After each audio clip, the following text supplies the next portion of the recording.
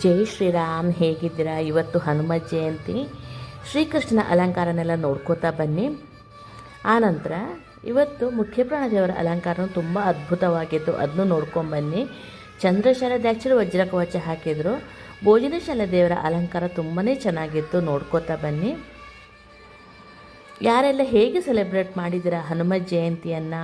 ಅದು ಶನಿವಾರ ಬೇರೆ ಬಂದಿದೆ, ತುಂಬ ವಿಶೇಷ ಇವತ್ತು ನೋಡ್ಬೋದು. ಕೃಷ್ಣನ ದೇವರನ್ನ ಪೂಜೆಯನ್ನೆಲ್ಲ ನೋಡ್ಕೋತಾ ಬನ್ನಿ. ಎಂಥ ಅರ್ಧಾಂಗಿ ಕೃಷ್ಣ ಅಂತೆ ಇವತ್ತು. ದಟ್ ಮೀನ್ಸ್ ಅರ್ಧ ಸ್ಕರ್ಟ್ ಥರ ಹಾಕ್ಕೊಂಡು ಆನಂತರ ಮೇಲೆ ವಜ್ರ ಕವಚ ಇದೆ, ಅದಕ್ಕೆ ಅರ್ಧಾಂಗಿ ಅಲಂಕಾರ ಕೊಟ್ಟಿದ್ದಾರೆ, ನೋಡ್ಬೋದು. ಅಂದರೆ ಭೋಜನ ಶಾಲೆ ದೇವರಿಗೆ ಪವಮಾನ ಹೋಮ ಪುನಶ್ಚರಣದ್ದೆಲ್ಲ ಆಗಿತ್ತಂದರೆ ನೋಡಿ, ಅದ್ರ ಕೆಲವು ಫೋಟೋಸ್ ಹಾಕಿದ್ದೀನಿ. ಪವಮಾನ ಸೂಕ್ತ ಹೇಳ್ಕೊಂಡು ಅಭಿಷೇಕ ಮಾಡುವಂಥದ್ದು ಚಂದದ ಮುಖ್ಯಪ್ರಾಣ ದೇವರ ಅಲಂಕಾರ ಕೂಡ ನೋಡ್ಕೋತಾ ಬನ್ನಿ.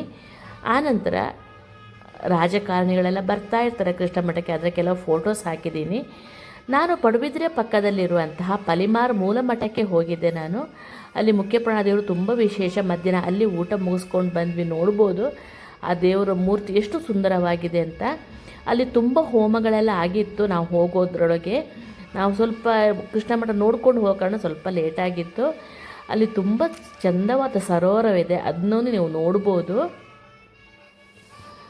ಅಲ್ಲಿ ಊಟ ಮುಗಿಸ್ಕೊಂಡು ಮಂತ್ರಾಕ್ಷರ ತಗೊಂಡು ಬಂದ್ವಿ ನಾವು. ಆನಂತರ ಅಲ್ಲಿ ರಾಮ ಹನುಮಂತ ಲಂಕೆಗೆ ಹೋಗಿ ಬಂದಾಗ ನೋಡಿ, ಹನುಮಂತನ ಅಪ್ಪಿ ಹಿಡಿಯುವಂಥ ಚಿತ್ರ ಫೋಟೋ ಎಷ್ಟು ಚೆನ್ನಾಗಿದೆಯಲ್ವ. ಅದನ್ನೂ ಒಂದು ಫೋಟೋಸ್ ಮಾತ್ರ ಹಾಕಿ, ತುಂಬ ಫೋಟೋಸ್ ಇದೆ ಅಲ್ಲಿ. ಅಲ್ಲಿ ಅನ್ನಪ್ರಸಾದ ನೋಡ್ಕೊಂಡು ಬನ್ನಿ.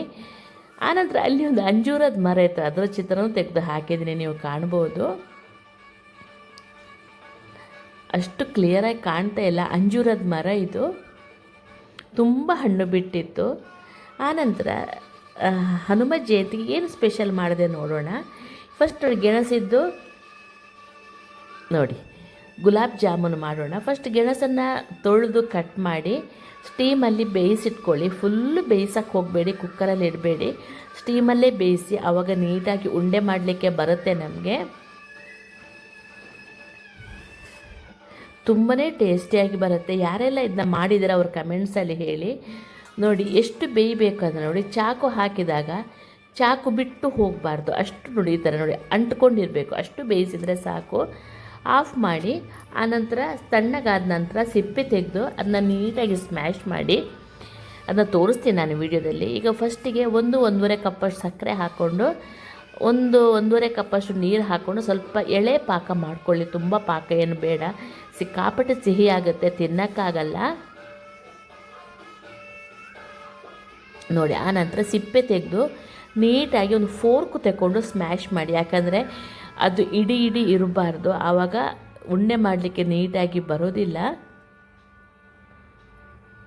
ನೋಡಿ ಈ ಥರ ನೀಟಾಗಿ ಅದನ್ನು ಸ್ಮ್ಯಾಶ್ ಮಾಡ್ಕೊಳ್ಳಿ. ಇದು ಏನು ಗೊತ್ತಾ, ಈ ಗುಲಾಬ್ ಜಾಮೂನು ನಾರ್ಮಲ್ ನಾವು ಅಂಗಡಿಯಿಂದ ಸಿಗುತ್ತಲ್ಲ ಪ್ರೀಮಿಕ್ಸ್, ಅದನ್ನ ತಗೊಂಡು ಮಾಡಿದ್ವು ಇದು ಮಾಡಿದ್ವು ಕನ್ಫ್ಯೂಷನ್ ಆಗುತ್ತೆ. ಅಷ್ಟು ನೀಟಾಗಿ ಬರುತ್ತೆ, ತುಂಬಾ ಟೇಸ್ಟಿಯಾಗಿ ಬರುತ್ತೆ. ಆನಂತರ ನೀವು ಅದನ್ನು ತುಪ್ಪದಲ್ಲಿ ಕರ್ಕೊಳ್ಳಿ, ಆವಾಗ ಮತ್ತೂ ಚೆನ್ನಾಗಿ ಬರುತ್ತೆ ನೋಡಿ. ಇದನ್ನು ನೀಟಾಗಿ ಸ್ಮ್ಯಾಶ್ ಮಾಡಿ ಆನಂತರ ಕೈಯಲ್ಲಿ ತಿಕ್ಕಿ ಇದ್ದದನ್ನೆಲ್ಲ ಪುಡಿಯನ್ನು ಕಂಪ್ಲೀಟ್ ಪುಡಿ ಮಾಡಬೇಕು ನಾವು, ಅದು ತುಂಬ ಇಂಪಾರ್ಟೆಂಟು. ನಾನು ತುಂಬ ಫಾಸ್ಟ್ ಫಾರ್ವರ್ಡಲ್ಲಿ ತೋರಿಸಿದ್ದೀನಿ, ಸ್ವಲ್ಪ ಹೊತ್ತು ತಾಗುತ್ತೆ ಇದು. ಅಥವಾ ನೀವು ಚಕ್ಕುಲಿ ಒರಳಿಗೆ ಹಾಕ್ಕೊಂಡು ಅದನ್ನ ಒಂದ್ಸಲಿ ಮಾಡಿದರೂ ನಡೆಯುತ್ತೆ. ಆನಂತರ ಅಷ್ಟು ಇದಕ್ಕೆ 1 ಕಪ್ಪಷ್ಟು ಮಿಲ್ಕ್ ಪೌಡರ್ ಹಾಕ್ಕೋಬೇಕು, ಹಾಲಿನ ಪುಡಿ. ಆನಂತರ ಸ್ವಲ್ಪ 1 ಚಮಚೆಯಷ್ಟು ನೋಡಿ, 1 ಅಥವಾ 1.5 ಚಮಚೆಯಷ್ಟು ಕಾರ್ನ್ ಫ್ಲೋರು, ಇದನ್ನ ಹಾಕ್ಕೊಂಡು ಒಂದು ಚಿಟಿಕೆ ಉಪ್ಪು ಹಾಕ್ಕೊಂಡು, ಸಿಹಿಗೆ ಸ್ವಲ್ಪ ಚಿಟಿಕೆ ಉಪ್ಪು ಹಾಕ್ಕೊಂಡ್ರೆ ಟೇಸ್ಟು ತುಂಬ ಚೆನ್ನಾಗಿ ಬರುತ್ತೆ ಅಂತ. ಅದನ್ನ ಹಾಕ್ಕೊಂಡು ನೋಡಿ ಈ ಥರ ನೀಟಾಗಿ ಕಲಿಸ್ಕೊಂಡು ಮುಚ್ಚಿಟ್ಕೊಳ್ಳಿ. ಅದನ್ನ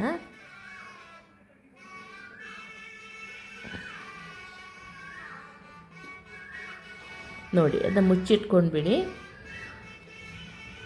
ಸ್ವಲ್ಪ ತುಪ್ಪ ಹಾಕಿ ಅದನ್ನ ಅದು ಒಡಿಬಾರ್ದಲ್ವ, ಮೇಲ್ಮೇಲೆ ಸ್ವಲ್ಪ ತುಪ್ಪ ಹಾಕಿ ಮಾಡ್ತಾ ಟೇಸ್ಟು ಚೆನ್ನಾಗಿ ಬರುತ್ತೆ. ಆ ಥರ ಮಾಡ್ಕೊಂಡು ನೋಡಿ, ಮುಚ್ಚಿಟ್ಬಿಡಿ ಒಂದು 10 ನಿಮಿಷ. ಆನಂತರ ಅಷ್ಟೊತ್ತಿಗೆ ಇಲ್ಲಿ ಸಕ್ಕರೆ ಪಾಕ ಕುದಿ ಬರಲಿಕ್ಕೆ ಆಗಿತ್ತು, ಅದನ್ನು ನೋಡ್ಕೊಂಡು ಬರೋಣ.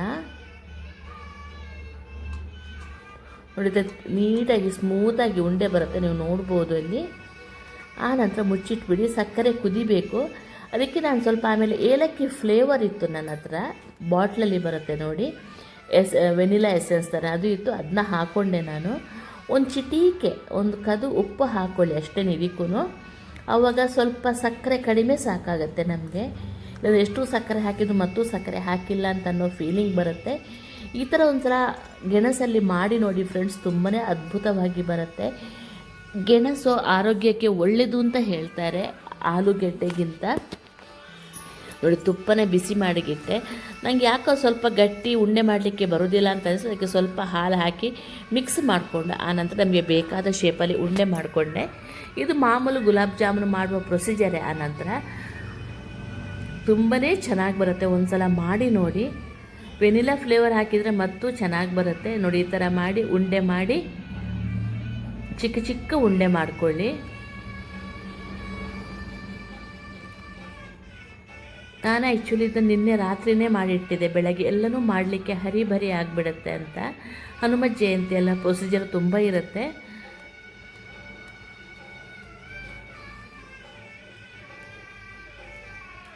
ನೀಟಾಗಿ ನಿಮಗೆ ಬೇಕಾದ ಶೇಪಲ್ಲಿ ಉಂಡೆ ಮಾಡ್ಕೊಂಡ್ಬನ್ನಿ. ಇನ್ನೊಂದು ಥರ ಉಂಡೆ, ಇದು ಓವಲ್ ಶೇಪಲ್ಲಿ ಉಂಡೆ ಮಾಡಿದ್ದೆ. ಇನ್ನೊಂದು ಥರ ಉಂಡೆ ಮಾಡೋದು ತೋರಿಸ್ತೀನಿ. ಮಧ್ಯ ಡ್ರೈ ಫ್ರೂಟ್ಸ್ ಇಟ್ಟು ಮಾಡುವಂಥದ್ದು, ಅದು ಚೆನ್ನಾಗಿ ಬರುತ್ತೆ.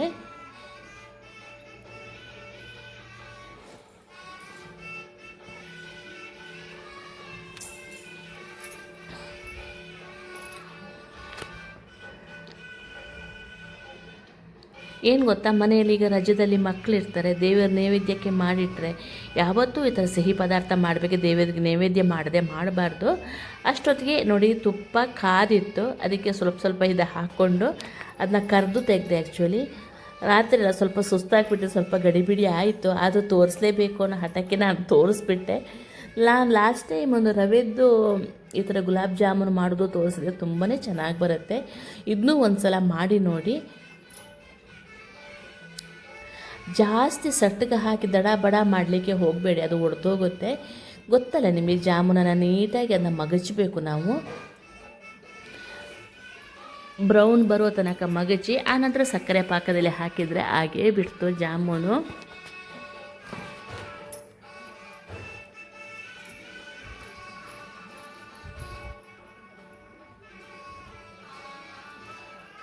ನೋಡಿ ಮಧ್ಯಕ್ಕೆ ದ್ರಾಕ್ಷಿ ಇಟ್ಟನ್ನು ಈ ಥರ ಮಾಡ್ತಾಯಿದ್ದೀವಿ. ನೋಡ್ಬೋದು ಎಷ್ಟು ನೀಟಾಗಿ ಬಂದಿದೆ ಅಂತ.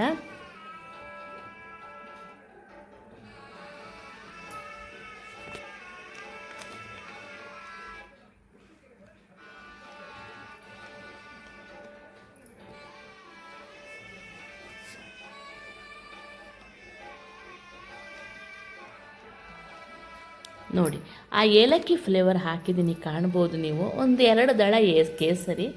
ಆನಂತರ ಇದನ್ನ ಫುಲ್ಲು ಕರೆದು ನಿಮಗೆ ಎಷ್ಟು ಬೇಕೋ ಅಷ್ಟು ಕರೀರಿ, ತುಂಬಾ ಚೆನ್ನಾಗಾಗತ್ತೆ. ಸ್ವಲ್ಪ ಜಾಸ್ತಿ ಕಾದ್ರೂ ಏನೂ ಆಗೋದಿಲ್ಲ. ಇದು ನಾನು ನೋಡಿದ್ದೀನಿ, ನನಗೆ ಈ ದ್ರಾಕ್ಷಿ ತುಂಬಿಸೋ ಗಲಾಟೆ ಸ್ವಲ್ಪ ಜಾಸ್ತಿ ಫ್ರೈ ಆಗಿತ್ತು, ಅದು ಟೇಸ್ಟಿಗೆ ಏನೂ ಮೋಸ ಇಲ್ಲ. ಆನಂತರ ಇದನ್ನೂ ಹಾಕ್ಕೊಂಡು ನೀಟಾಗಿ ಫ್ರೈ ಮಾಡ್ಕೊಳ್ಳಿ ಅದನ್ನ. ನೋಡಿ ಆನಂತರ ಈ ಕರೆದಿದ್ದದು ಇತ್ತಲ್ವ, ಅದನ್ನ ಸಕ್ಕರೆ ಪಾಕಕ್ಕಾಗಿ ಜಾಸ್ತಿ ಹದ ಬಿಸಿ ಇರಲಿ, ಕುದಿಯುವ ಸಕ್ಕರೆ ಪಾಕಕ್ಕೆ ಹಾಕಬೇಡಿ. ಹದ ಬಿಸಿ ಅಂದರೆ ನಮಗೆ ಕೈ ಮುಟ್ಲಿಕ್ಕೆ ಆಗುವಷ್ಟು ಬಿಸಿ ಇತ್ತು. ಒಂದು ಸಲ ಹಾಕಿ ತೆಗೆದಿಟ್ಬಿಡಿ ಈ ಬಿಸಿ ಜಾಮೂನನ್ನು. ಆವಾಗ ಬೇಕಾದಷ್ಟು ಎಳ್ಕೊಳ್ಳುತ್ತೆ. ಕೊನೆಗೆ ಉಳ್ದದನ್ನು ನೀರನ್ನು ಅದಕ್ಕೆ ಹಾಕಿ ಬಿಡ್ಬೋದು, ಸುಲಭದಲ್ಲಿ ಆಗಿಬಿಡುತ್ತೆ. ತುಂಬ ಸಿಹಿ ಬೇಡ ಅನ್ನೋರು ಆ ಸಕ್ಕರೆ ಪಾಕನ ತೆಗೆದು ಸಪರೇಟ್ ಇಟ್ಬಿಟ್ಟು ಡ್ರೈ ಗುಲಾಬ್ ಜಾಮ್ ಥರ ಮಾಡ್ಕೊಳ್ಳಿ. ನೋಡಿ ಜಾಮೂನು ಹಾಗೇ ಬಿಟ್ಟು ತುಂಬ ಯಮ್ಮಿ ಜಾಮೂನು ಮಾಡಿ ನೋಡಿ ಫ್ರೆಂಡ್ಸ್. ಆನಂತರ ಚಿತ್ರ ಪೌರ್ಣಮಿ ಅಂತಾರೆ, ಚಿತ್ರ ನಕ್ಷತ್ರ ಜೊತೆ ಪೌರ್ಣಮಿ ಬರೋದು ಅಂತ ಹೇಳಿ. ಅವತ್ತು ಹನುಮ ಜಯಂತಿ ಬರುತ್ತೆ. ಅದಕ್ಕೆ ನೋಡಿ ಎಷ್ಟು ಸ್ಮೂತಾಗಿ ಬಂದಿದೆ ಅಂತ ನೋಡ್ಬೋದು ನೀವು. ಆದ ಕಾರಣ ನಾವು ಚಿತ್ರಾನ್ನ ಮಾಡಿರ್ತೀವಿ ದೇವರಿಗೆ. ಸಾಧಾರಣ ಹನುಮ ಜಯಂತಿಗೆ ಚಿತ್ರಾನ್ನ ಭಾಳ ವಿಶೇಷ. ಮಾವಿನಕಾಯಿ ಚಿತ್ರಾನ್ನ ಮಾಡಿದ್ದೀನಿ. ಈಗ ಇವಾಗ ಸೀಸನ್ ತಾನೆ ಮಾವಿನಕಾಯಿದು. ಹೇಗಾಗಿದೆ ಅಂತ ನೋಡ್ಕೊಂಡು ಬರೋಣ ಪ್ರೊಸೀಜರ್ನ. ಫಸ್ಟ್ ಏನು ಗೊತ್ತಾ, ಅನ್ನ ಮಾಡಿಟ್ಕೊಳ್ಳಿ. ಬಾಂಡಿಗೆ ಸ್ವಲ್ಪ ಎಣ್ಣೆ ಹಾಕಿ ಬಿಸಿ ಮಾಡೋಕ್ಕಿಟ್ಟಿದೆ, ಕಾಣ್ಬೋದು. ಅದಕ್ಕೆ ಸಾಸಿವೆ, ಉದ್ದಿನಬೇಳೆ, ದ್ರಾಕ್ಷಿ, ಗೋಡಂಬಿ, ನೆಕ್ಸ್ಟ್ ನೆಲಗಡಲೆ ಇಷ್ಟನ್ನು ಹಾಕಿ ಫ್ರೈ ಮಾಡೋಕ್ಕೆ ಬಿಟ್ಬಿಡಿ. ಈ ಮಧ್ಯ ಮಾವಿನಕಾಯಿದು ಸಿಪ್ಪೆ ತೆಕ್ಕೊಂಡು ನೀಟಾಗಿ ತುರಿದಿಟ್ಕೊಳ್ಳಿ. ನಾನದೇ ತೋತಾಪುರಿ ಅಥವಾ ಗಿಳಿಮೂತಿ ಅಂತೀವಲ್ಲ ಅದನ್ನೇ ತಗೊಂಡಿದ್ದೆ, ನೀವು ಕಾಣ್ಬೋದು ಇಲ್ಲಿ. ತುಂಬಾ ಚೆನ್ನಾಗಿ ಆಗುತ್ತೆ ಇದು. ಗೊಜ್ಜು ಮಾಡಿ ಇಟ್ಕೊಂಡ್ರೆ ನಮಗೆ ತುಂಬ ದಿವಸ ಫ್ರಿಜ್ಜಲ್ಲಿ ಇಟ್ಕೊಂಡು ಅನ್ನಕ್ಕೆ ಬೆರೆಸ್ಕೊಂಡು ತಿನ್ಬೋದು. ನೋಡಿ ಈ ಥರ ಹಾಕಿ ಅದು ಫ್ರೈ ಆದ ನಂತರ, ನೋಡಿ ಅದು ಫ್ರೈ ಆಗಿದೆ, ದ್ರಾಕ್ಷಿ ಗೋಡಂಬಿ ನೆಲಗಡ್ಡೆ ಎಲ್ಲ. ಅದು ಆದ ನಂತರ ಅದಕ್ಕೆ ಇದನ್ನ ಹಾಕ್ಕೊಳ್ಳಿ. ನಾನು ಕರಿಬೇವು ಸೊಪ್ಪು ಒಂದು ಮರ್ತೆ ಆ್ಯಕ್ಚುಲಿ, ಸ್ವಲ್ಪ ಅರಿಶಿನೂ ಹಾಕಿ ಮಿಕ್ಸ್ ಮಾಡ್ಕೊಳ್ಳಿ. ನಿಮಗೆ ಬೇಕಾದರೆ ಒಂದು ಚಿಟಿಕೆ ಇಂಗು ಕೂಡ ಹಾಕ್ಬೋದು. ಸ್ವಲ್ಪ ಇದು ಡರಾಡೂರು ಅನ್ನತ್ತೆ ಹೊಟ್ಟೆ, ಸ್ವಲ್ಪ ಇಂಗು ಹಾಕಿದರೆ ಹಿತ ಆಗುತ್ತೆ. ಅದಕ್ಕೆ ಮಸಾಲೆಗೆ ನೋಡಿ 2 ಚಮಚಷ್ಟು ಸಾಸಿವೆ, ನಾನು ಒಂದು ತೋತಾಪುರಿ ಮಾವಿನ ಹಣ್ಣು ತಗೊಂಡಿರೋದು, ಒಂದು 2 ಕಾಯಿ ಮೆಣಸು ಕೆಂಪು ಮೆಣಸು ಹಾಕಿ ಅದನ್ನ ಒಂದು ರೌಂಡ್ ಪುಡಿ ಮಾಡಿಕೊಂಡು ಅದಕ್ಕೆ ತೆಂಗಿನಕಾಯಿ ಹಾಕ್ಕೊಂಡು ಪುಡಿ ಮಾಡ್ಕೊಳ್ಳಿ. ನೀರು ಹಾಕಬೇಡಿ, ತುಂಬ ಇಂಪಾರ್ಟೆಂಟು. ಅದು ತರಿ ಆದರೆ ಸಾಕು. ನೋಡಿ ಈ ಥರ ಅದನ್ನ ನೋಡಿ ಇದು ಫ್ರೈ ಆಗ್ತಾ ಇದೆಯಲ್ಲ, ಇದಕ್ಕೆ ಹಾಕಿ ಮಗಚ್ಕೊಳ್ಳಿ ಒಂದು ರೌಂಡ್ನ. ಆನಂತರ ಗೊಜ್ಜಿಗೆ ಎಷ್ಟು ಬೇಕೋ ಅಷ್ಟು ಮಾತ್ರ ಉಪ್ಪು ಮತ್ತು ಬೆಲ್ಲ ಹಾಕ್ಕೊಳ್ಳಿ. ಅನ್ನಕ್ಕೆ ಹಾಕಬೇಡಿ, ಅನ್ನಕ್ಕೆ ನೀವು ಬೇಕಾದಾಗ ಹಾಕೋಬೋದು. ನೋಡಿ ಅದಕ್ಕೆ ತಕ್ಕ ಉಪ್ಪು, ಬೆಲ್ಲ ನಿಮಗೆ ಎಷ್ಟು ಬೇಕು ಅಷ್ಟು ನೋಡ್ಕೊಂಡು ಹಾಕ್ಕೊಳ್ಳಿ. ಹುಳಿ ಇದ್ದರೆ ಚೆನ್ನಾಗಿರೋದಿಲ್ಲ. ನಿಮಗೆ ಹುಳಿ ಬೇಕು ಅಂದರೆ ಬೆಲ್ಲ ಸ್ವಲ್ಪ ಕಡಿಮೆ ಹಾಕ್ಕೊಳ್ಳಿ ಅಷ್ಟೇ. ಇದನ್ನ ಮಿಕ್ಸ್ ಮಾಡಿ ಒಂದು 5 ನಿಮಿಷ ಕುದಿಸಬೇಕು.